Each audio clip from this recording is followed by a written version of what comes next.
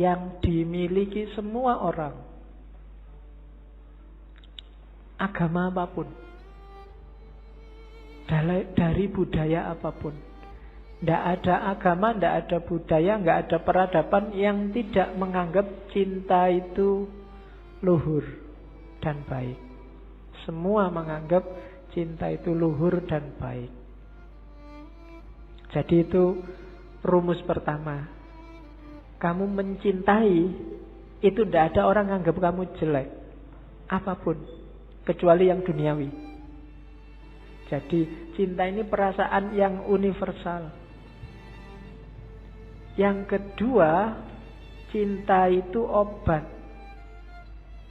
Obat dari kesombongan, obat dari kelemahan, obat dari duka cita. Mengingatkan yang minggu-minggu lalu ya. Jadi cinta itu kan ketika orang berhubungan dengan sesuatu, tapi dia tidak memiliki pamrih apapun. Selain untuk yang dicintai, ibu ke anak, orang tua ke anak, mungkin kamu dengan sahabatmu, ketika nggak nuntut apa-apa, kepingin yang kamu cintai ini bahagia, baik, unggul, dan bila perlu kamu berkorban demi kebahagiaannya, demi kebaikannya. Nggak usah ada balasan apa-apa, kan itu kemarin definisinya cinta.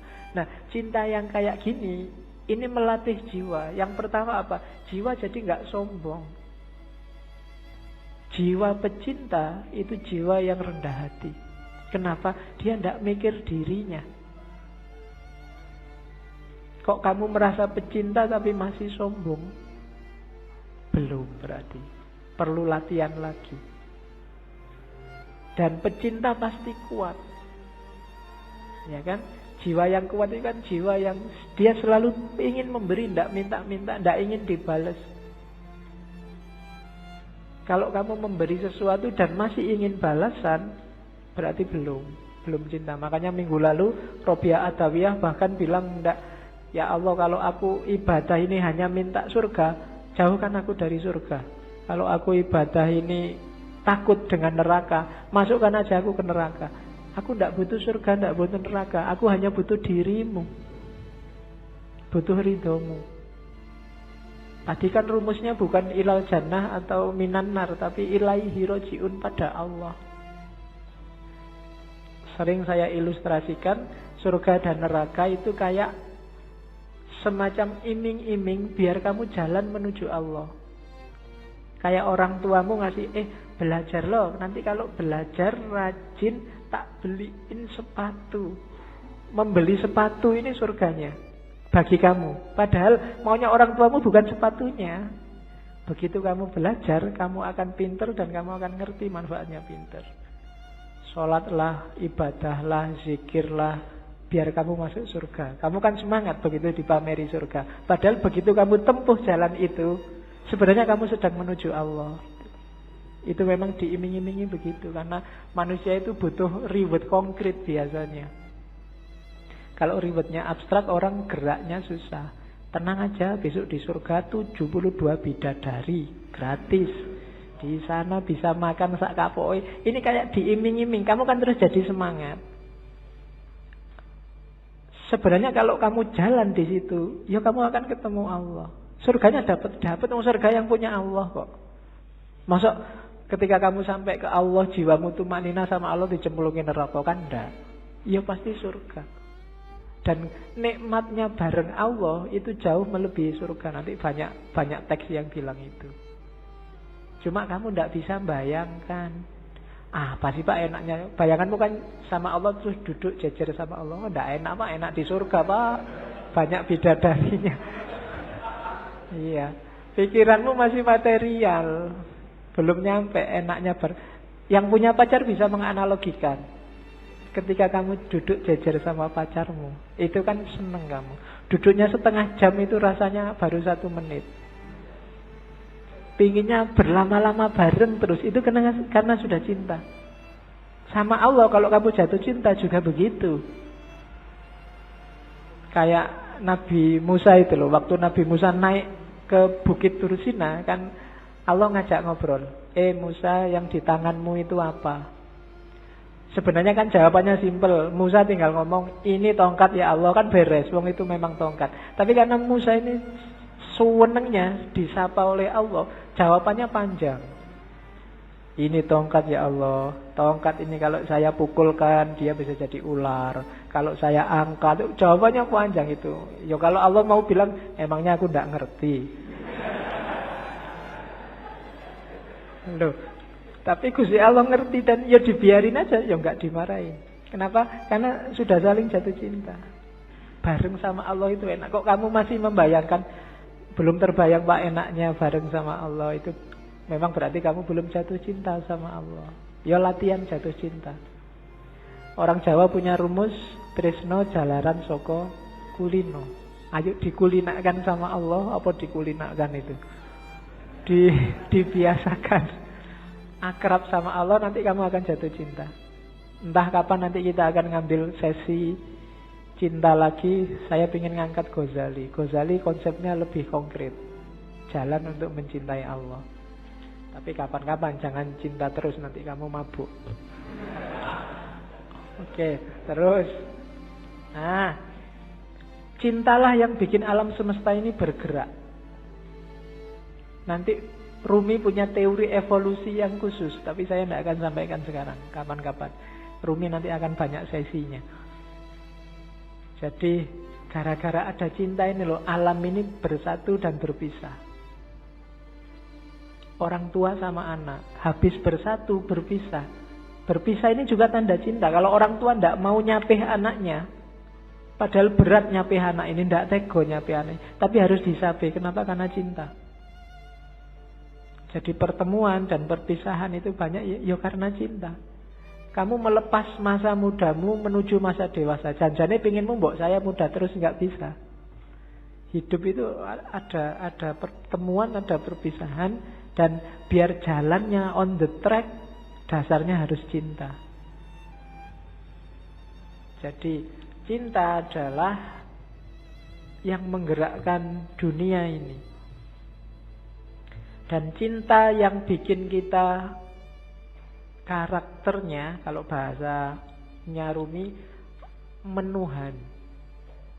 Semakin tulus kita cinta pada apapun, karakter kita akan semakin menuhan. Menuhan itu semakin spiritual. Tidak ada pamrih, tidak ada tujuan-tujuan apapun selain Allah. Itu yang kalau dalam agama disebut ikhlas. Jadi ciri sejati cinta itu justru ada pada ikhlas.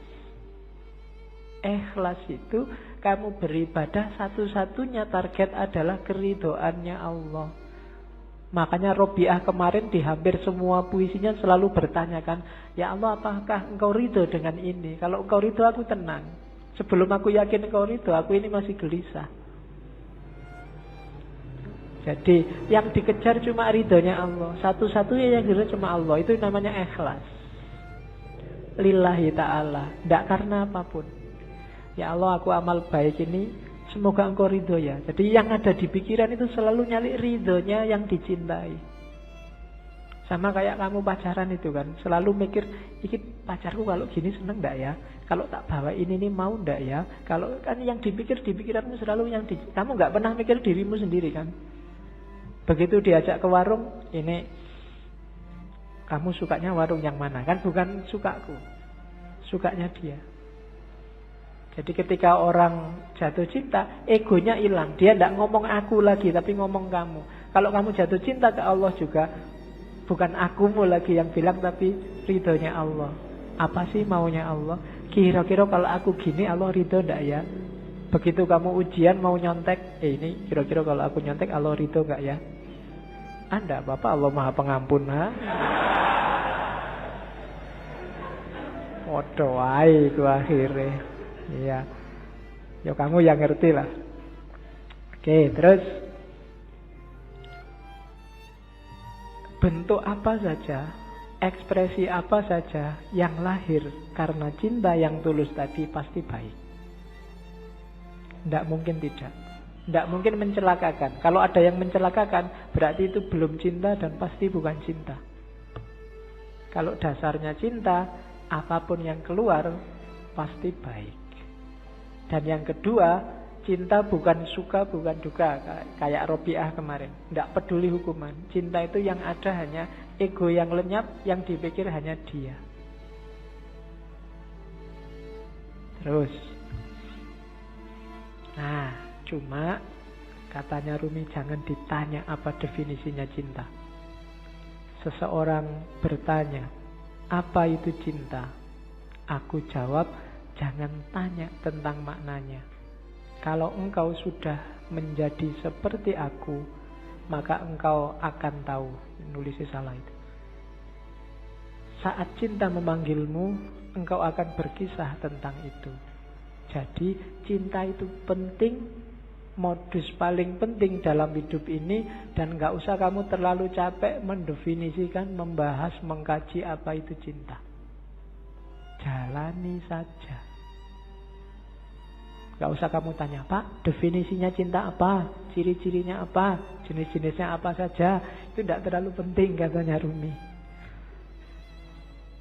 Yang penting apa? Jalani saja, nanti engkau paham. Kamu gak perlu ke perpus nyari teori pacaran yang baik, cara menarik lawan jenis, cara gak penting. Terus langsung pacaran kamu akan ngerti. Oh gitu tuh pacaran itu. Oh gini tuh kawin itu kan itu. Kamu berteori macam-macam kesuwen. Kamu nyari terlalu banyak referensi, tidak penting. Jalani saja. Kamu akan ngerti. Wong ini dunia rasa. Kalau rasa itu kan ya tidak bisa dijelaskan. Rasa pedes adalah rasa. Susah kan menjelaskannya. Wong rasa. Nggak bisa dijelaskan. Sama kayak cinta. Ya perkawinan itu kan juga banyak urusan rasa. Kawinnya sendiri itu kan intinya rasa. Kamu nyari penjelasan, Pak, saya belum kawin sih, Pak. Kira-kira kawin itu rasanya gimana, Pak, ya? Tidak bisa. Ya kawin, nanti kamu ngerti. Mbok kamu nonton sekian puluh video, tetap nggak bisa. Harus dirasakan. Teorimu tidak ada gunanya. Rasa dewe baru ngerti. Oke, terus. Ya, ini juga sama. Katanya Rumi, sekalipun cinta telah kuuraikan dan kujelaskan panjang lebar. Ini syair ini diterjemahkan Abdul Hadi WM dan kelihatannya dipakai di film Ketika Cinta Bertasbih dulu. Namun jika cintaku datangi, aku jadi malu pada keteranganku sendiri. Meskipun lidahku telah mampu menguraikan dengan terang, namun tanpa lidah cinta ternyata lebih terang. Sementara pena begitu tergesa-gesa menuliskannya. Kata-kata pecah berkeping-keping begitu sampai pada cinta. Dalam menguraikan cinta, akal terbaring tak berdaya. Bagaikan keledai terbaring dalam lumpur hina. Cinta sendirilah yang menerangkan cinta dan kisah cinta. Nah, itu Rumi. Jadi orang yang bisa berpuisi seperti ini pasti ngalami. Tidak bisa enggak. Sepinter apapun kamu bikin puisi, kalau belum pernah jatuh cinta benerman, puisimu tidak akan ada rasanya. Mending jangan bikin puisi cinta. Ya, bikin aja puisi-puisi eksploitasi alam itu. Ya kan? Kan banyak puisi eksploitasi alam. Angin berhembus, kemudian ya. Oke. Puisi yang mengeksploitasi alam itu. Oke.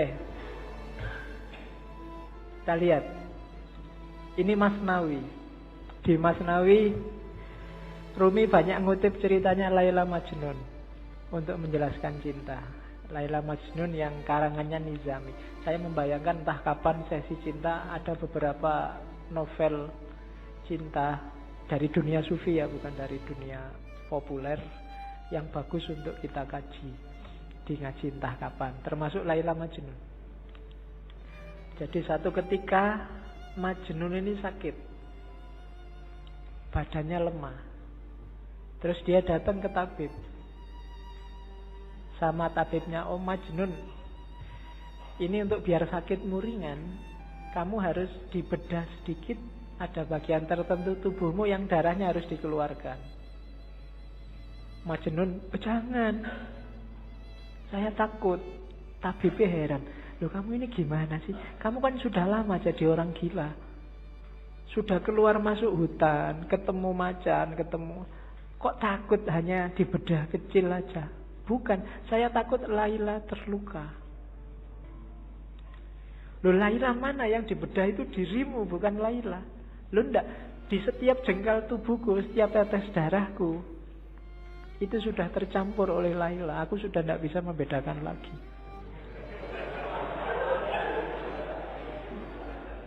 Kamu ketawa kaya duwe pacar wae. Oke, ya. Jadi itu maksudnya apa? Ketika orang jatuh cinta, dia sudah kehilangan dirinya. Yang ada hanya yang dicintai. Dia tidak peduli kalau dirinya sendiri luka, tapi jangan sampai yang dicintai luka. Itu Majnun. Majnun ini sebenarnya anaknya bangsawan yang jatuh cinta sama Laila. Ya sayangnya agak tragis ceritanya. Bagi yang baca Nizami nanti banyak momen-momen. Ada momen yang menurut saya bagus. Misalnya ketika Majnun saking pinginnya ketemu Laila yang sudah dinikahi orang lain, dan khawatir ketahuan keluarganya Laila, karena kalau ketahuan keluarganya Laila dia bisa diajar. Jadi waktu ada gerombolan ternak kambing lewat depan rumahnya Laila, dia ikut merangkak di situ. Bareng, hanya sekedar untuk melihat rumahnya Laila. Oke, itu Majnun. Nanti banyak momennya yang bagus dan banyak dipakai oleh Rumi. Cuma Rumi bikin cerita sendiri. Hanya tokohnya Laila sama Majnun. Dengan ilustrasi besarnya cinta Laila sama Majnun, besarnya cinta Majnun sama Laila, dan sebaliknya. Jadi Rumi ingin bilang bahwa tanda-tanda bahwa kamu jatuh cinta beneran adalah ketika kamu tidak lagi egois, tidak lagi mikir keuntunganmu apa. Sama Allah juga begitu. Kalau kamu masih ngitung-ngitung untungnya apa, belum ikhlas sejati, masih belum tanda-tanda cinta. Orang yang cinta itu disuruh apa aja iya, dan gak minta balasan. Disuruh sholat duha, iya sholat duha. Disuruh ngaji, iya ngaji. Gak usah mikir kalau sholat duha itu nanti rezekinya bisa langsung datang. Gak usah. Itu berarti masih ngitung-ngitung balasan. Barang siapa membaca surat Al-Waqi'ah setiap malam Jumat, maka itu berarti masih mikir reward, masih dagang sama Allah. Bukan salah, cuma levelnya masih belum level cinta. Kalau level cinta, ngaji ayo, disuruh baca Waqiah ayo 3 kali ndak apa-apa. Baca Yasin 10 kali ndak apa-apa. Ndak mikir kalau 10 kali balasannya maka ini. Kalau ini ndak. Kalau masih itu masih dagang. Kalau masih dagang belum cinta. Kalau cinta ndak mikir balasannya apa. Kenapa? Karena kamu sudah melupakan dirimu. Yang kamu ingat hanya yang kamu cintai. Yang penting Allah senang. Allah rela. Waktunya enak-enaknya orang tidur, aku bangun. Kenapa? Allah senang yang kayak gini. Waktunya orang cepat-cepat berangkat kerja, aku sholat dulu. Sholat duha. Kenapa? Allah senang yang kayak gini. Bukan karena tak sholat dulu nanti biar rezekiku lancar. Masih ada reward yang kamu pikir. Masih mikir balasan. Sama kayak kamu traktir pacarmu, ya sekarang traktir, tapi nanti harus mau loh ya boncengan. Itu masih mikir reward. Masih mikir, aku cinta padamu, tapi kamu cinta padaku juga kan? Kalau enggak ya aku nyari yang lain. Itu berarti belum. Masih dagang, masih negosiasi. Apa salah? Enggak. Cuma levelnya masih belum level cinta. Ketika belum level cinta, ya harus dinaikkan lagi, masih negosiasi, masih bukan Allah satu-satunya. Tapi jalannya sudah menuju Allah, tapi masih belum ikhlas. Karena ikhlas itu tidak mikir balasan. Sodakolah 1000 maka akan kembali 700.000 karena dilipat gandakan 700 kali. Ini kalau masih hitung-hitungan itu kesenangan koruptor-koruptor. Koruptor itu saya korupsi 1 juta, kemudian tak sodakohkan aja 10 juta. Korupsi 100 juta, tak sodakohkan 10 juta, 10 kali 700 sudah banyak itu pahalanya. Dosanya sama ininya kalau di total menang ininya, menang pahalanya. Kan korupsinya dosa 1 juta, sementara itu hitung-hitungan matematika. Kayak orang habis melakukan kejahatan terus umroh, karena pahala dosa orang umroh antara 2 umroh ini dosanya diampuni. Jadi sebelum melakukan kejahatan umrohlah, nanti habis melakukan kejahatan umrohlah. Nah itu hilang dosanya karena dosa di antara 2 umroh ini diampuni. Ini masih kalkulasi matematika. Emangnya Allah anak SD? Kamu ajari, kamu abusi dengan itu. Tidak bisa. Jadi levelnya belum cinta, belum ikhlas. Maka katanya Ruminda kayak Majnun dan Laila.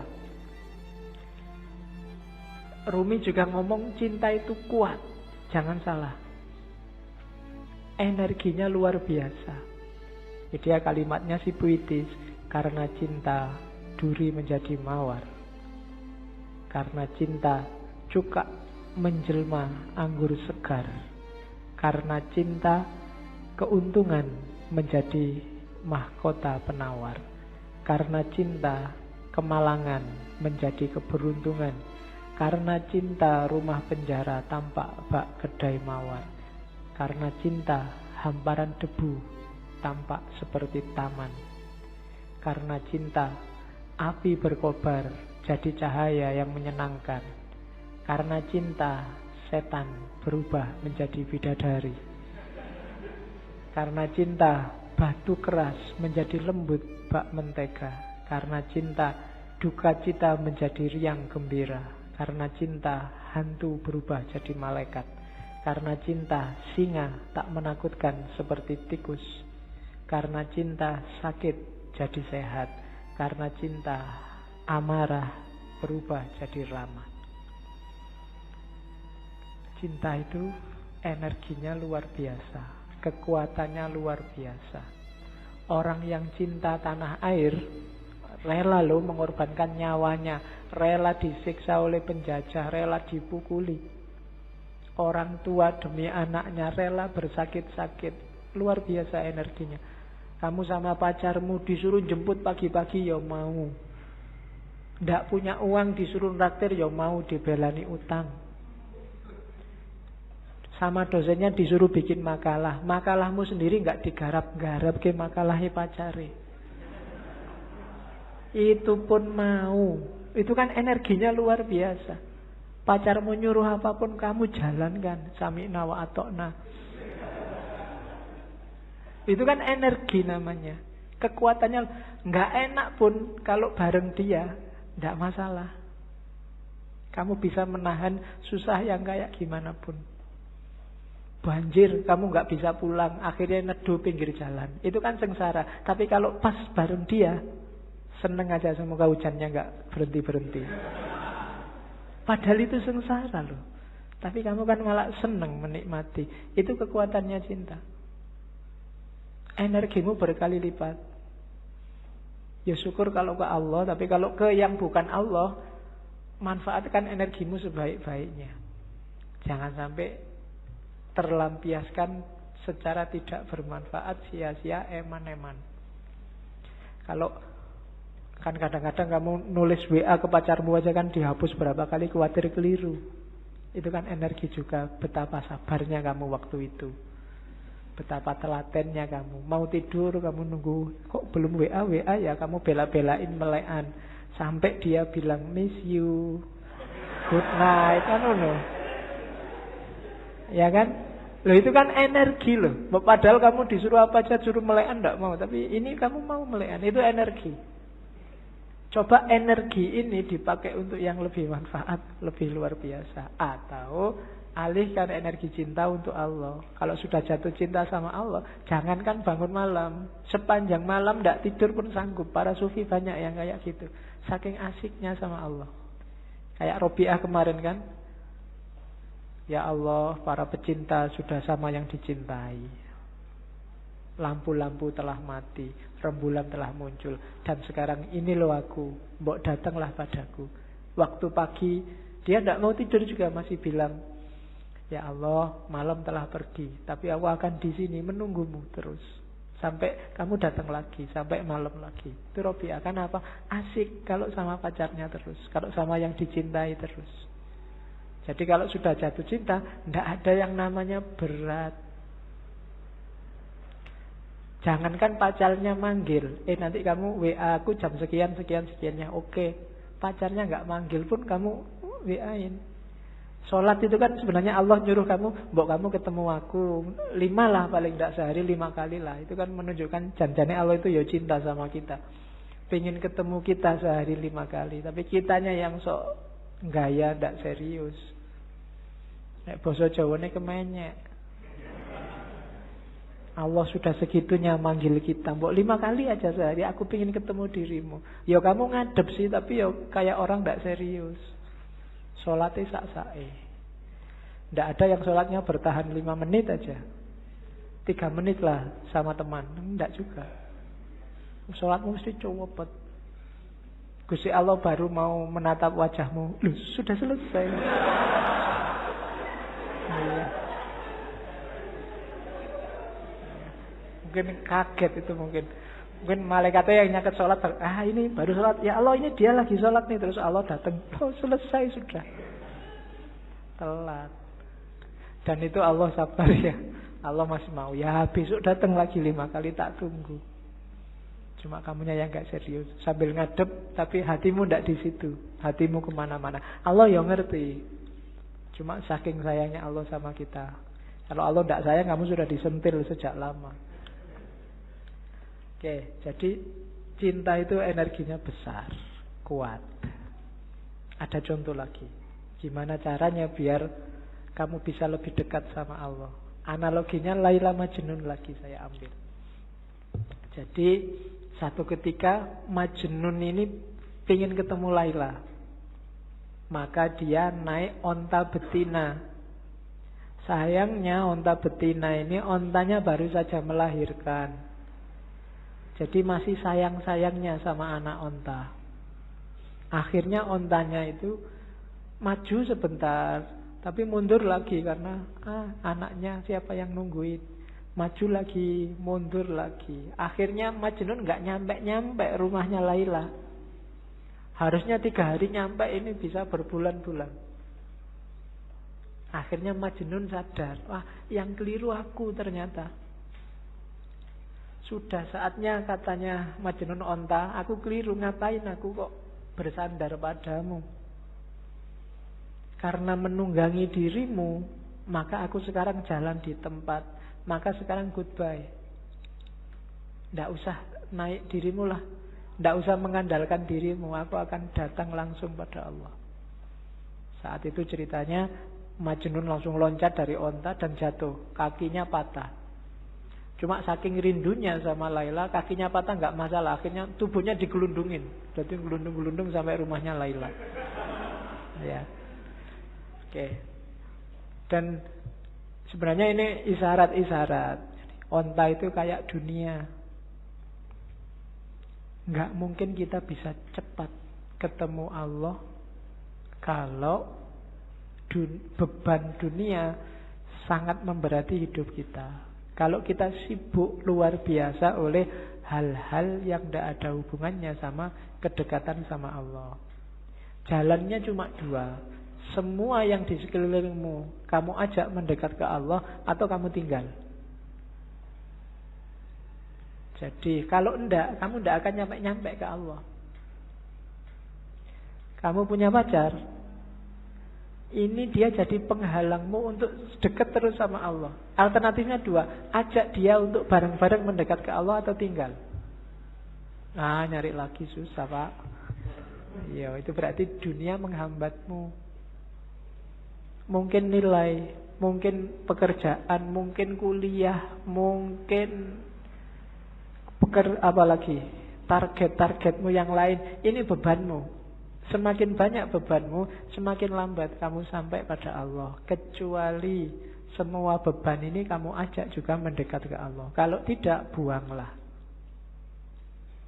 Kok kuliah bikin kamu tidak setia lagi sama imanmu, bikin kamu tiap hari curang, tiap hari maksiat, misalnya gara-gara kuliah. Entah dari sisi apanya. Alternatifnya dua, ilahikan kuliahmu atau tinggallah kuliahmu. Itu rumusnya Rumi. Kalau enggak, kamu kayak unta betina tadi, maju 3 langkah, mundur 3 langkah. Saat ini semangat sufinya berkobar-kobar, tapi lain, tapi kalau gini ya saya enggak punya pacar nih Pak, mundur lagi. Kalau kayak gini nggak bisa kumlot deh Pak, mundur lagi. Terus begitu. Maka tinggallah unta betinamu. Meskipun kamu berat sampai harus gelundung-gelundung kayak tadi. Ya memang berat meninggalkan dunia. Tapi kalau enggak, ya kamu nggak nyampe-nyampe. Nggak bisa ilaihi roji'un. Nafasmu nggak akan mutmainnah. Itu bahasanya Rumi. Lepaskan ikatan yang membelenggu jiwamu. Bebaskan dirimu. Selama ini kamu diperbudak harta. Kilauan emas dan perak membuat matamu tertutup. Kamu ingin memiliki dunia. Kamu ingin mengisi cawanmu dengan seisi lautan. Apa gunanya? Perhatikan tiram. Dia mengisi diri dengan air secukupnya. Dan dia bisa melahirkan mutiara. Isilah dirimu dengan air kasih. Kasih yang bisa mengobati segala macam penyakit. Kasih yang bisa menaklukkan keangkuhan. Kasih yang bisa memabukkan Musa di atas bukit Sinai. Jadi dunia ya cuma ambil secukupnya saja. Jangan dimabuk oleh dunia. Jangan terikat oleh dunia. Contohlah tiram katanya. Tiram itu ngambil air yang paling bagus, dimasukkan dalam dirinya, nggak usah banyak-banyak, secukupnya saja. Pada saatnya air ini akan jadi mutiara. Dunia juga begitu. Ambil secukupnya saja, sebutuhmu saja. Setelah itu jalankan tugasmu yang sejati di dunia ini. Kembali pada Allah. Kalau terlalu banyak, kamu tidak akan kuat berjalan. Jangan tertipu oleh dunia. Jadi maunya Rumi itu. Semakin berat beban duniamu, ya semakin kamu lama dekatnya sama Allah. Ya boleh masing-masing muhasabah ya. Hari ini itu urusanmu apa saja sih? Kalau nanti pulang ke rumah boleh nyari kertas sama pulpen. Kamu sekarang apa saja yang kamu urusi? Mungkin nomor 1 kuliah, nomor 2 pekerjaan, nomor 3 apa aja urusanmu. Terus yang dunia-dunia ini, yang urusan akhirat sekarang urusanmu apa saja? Coba deh. Nanti di prosentase besar mana? Jujur ya, tapi nggak boleh dibaik-baikin, wong nggak ada yang nilai. Jujur untuk dirimu sendiri. Nanti kalau prosentasenya kok lebih besar yang dunia, sementara yang akhirat terbengkalai, kurangi bebanmu. Karena jangan khawatir. Kalau kita punya Allah, dunia seisinya jadi milik kita. Allah yang lebih ngerti. Tidak usah capek-capek kamu mikir. Tapi kalau dunia kamu ikut mikir, ya sudah. Mungkin Allah, ya sudah kamu bisa mikir, ya pikirin dewe. Jadi berusahalah ambil secukupnya. Makanya agama di banyak ayat Al-Quran itu bilang wala tusrifu. Untuk urusan dunia jangan berlebihan. Butuhmu berapa, ambil itu secukupnya sebagai bekal untuk kembali ke Allah. Wong kita ini di dunia ini tamu. Datang sebentar nanti kembali lagi. Tamu gak usah mikiri mengambil semua barang punyanya tuan rumah. Sebutuhnya saja. Oke. Terus ini ada kalimat bagus juga dari Masnawi. Satu ketika Khalifah, dalam ceritanya Laila Majnun ini, Khalifah ketemu Laila. Khalifah ini kaget begitu ketemu Laila. Ini Laila ini wajahnya cuma gini aja loh ya. Cakep banget juga enggak ya, perasaan biasa-biasa aja. Yang lebih cakep banyak dibandingkan Laila. Kok Qais al-Majnun Nama aslinya Majnun Kois. Bisa tergila-gila begitu ya. Terus dia tanya Laila, Khalifah ini tanya, Laila, Kois kok menjadi gila karena kamu? Tidak masuk akal. Apa sih yang dilihat dalam dirimu sehingga ia tergila-gila? Kamu kan bukan wanita yang sangat cantik. Banyak yang lain yang secantik kamu, bahkan melebihimu. Laila menjawab, yang dia lihat tidak terlihat olehmu karena kamu bukan Majnun. Ini yang saya maksud rasa. Jadi hanya Majnun yang ngerti keindahan Laila. Hanya pecinta yang ngerti keindahan yang dicintai. Itu kadang-kadang kamu proteskan, ini loh ada anak cakep nih, pacari kok gini ya. Gitu kan, kamu eman-eman, padahal kamu iri mbok sama aku aja kan ngono. Tapi iki ono cakep pacare kok waduh. Kamu kan enak. Loh enggak, itu kalau dia ditanya jawabannya kayak Laila ini. Karena engkau bukan dia. Dia yang bisa melihat di mana keistimewaannya kok sampai jatuh cinta. Loh kalau orang pikirannya standar, semua yang cakep, semua menganggap cakep, yang jelek semua menganggap jelek, ya yang jelek tidak akan laku. Hanya cakep saja yang laku. Tapi orang melihat yang dicintai dengan perspektifnya sendiri. Karena kamu bukan Majnun. Hanya pecinta yang ngerti indahnya di mana yang dicintai itu. Nah itu jawabannya Laila. Maka maksudnya Rumi apa? Kalau kamu ingin ngerti indahnya cinta pada Allah, ya cintailah Allah. Kalau enggak ya enggak. Kalau kamu masih sibuk dengan teori, sibuk membantah, ya enggak bisa, itu harusnya begini, ya enggak bisa. Ya wis, kamu enggak akan ngalami indahnya. Jatuh cintalah sama Allah. Nanti kamu akan ngerti. Sama kayak jawabannya Laila, karena kamu bukan Majnun. Kalau kamu Majnun, kamu ngerti di mana indahku. Karena kamu bukan Majnun, ya kamu enggak ngerti. Oke. Nah, ini syair paling terkenal dari Rumi. Cinta adalah intinya, dunia hanya kulitnya. Cinta adalah manisannya, dunia adalah piringnya. Agamaku adalah agama cinta. Adalah malu bagiku hidup melalui jasad dan roh belaka. Begitu engkau kehilangan cinta, maka hidupmu hanya jasad dan roh. Kamu hanya fisik dan mental. Tidak ada nilainya. Iya kamu hidup, iya kamu susah, kamu seneng, iya kamu putus asa, ya kamu mengalami segala fenomena dunia. Tapi kamu kehilangan satu yang penting, cinta. Jadi ada jasmani, ada rohani. Modusnya harus cinta. Begitu modusnya bukan cinta, maka katanya Rumi, aku malu kalau begitu. Hanya jasad dan roh belaka. Termasuk agama. Beragama berarti modusnya juga harus modus cinta. Modus itu gayanya, gaya mencintai, bukan gaya dagang. Aku untung apa, kamu dapat apa. Apalagi gaya ngamuk, apalagi gaya marah-marah, gaya tawuran. Nggak, agama gayanya harus gaya cinta. Gaya cinta itu ciri paling utama adalah tidak egois. Tidak mikir senengnya sendiri, enaknya sendiri. Kalau masih aku, belum. Masih aku, kelompokku, aliranku, pikiranku, pendapatku, masih egois. Tidak bisa memahami yang lain.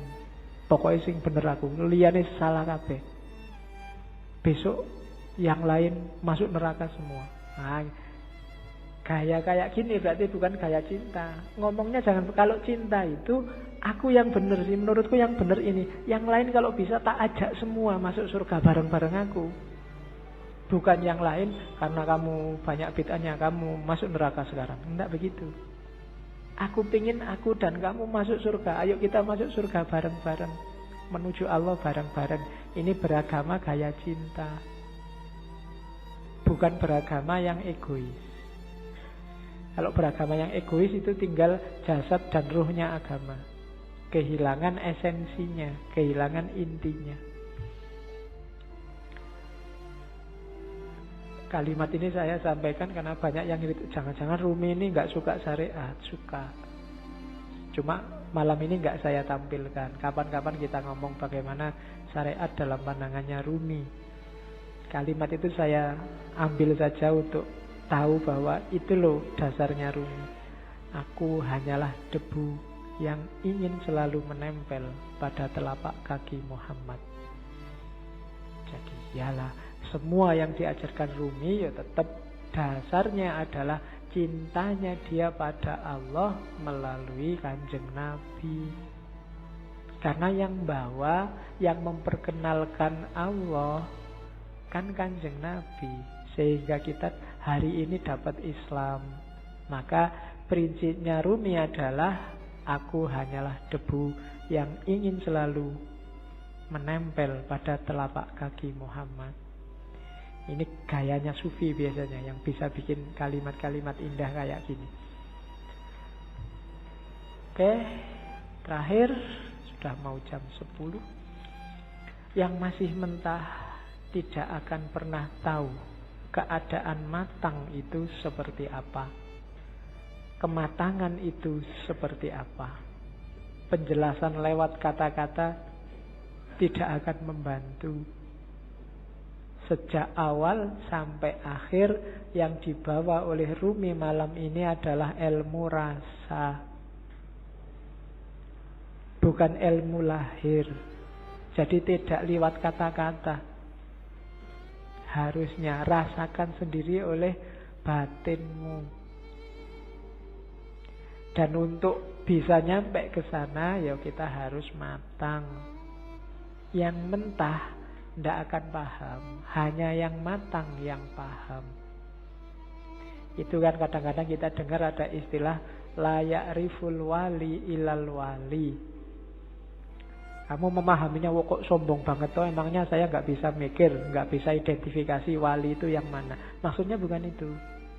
Maksudnya adalah orang yang merasakan, yang bisa memahami apa yang dirasakan orang lain dalam hal yang sama. Maka yang ngerti kewalian ya orang yang pernah merasakan kewalian, dunia kewalian. Jadi bukan urusan sombong tidak sombong, eksklusif tidak eksklusif. Yang paham rasa pedes adalah yang juga pernah merasakan pedes.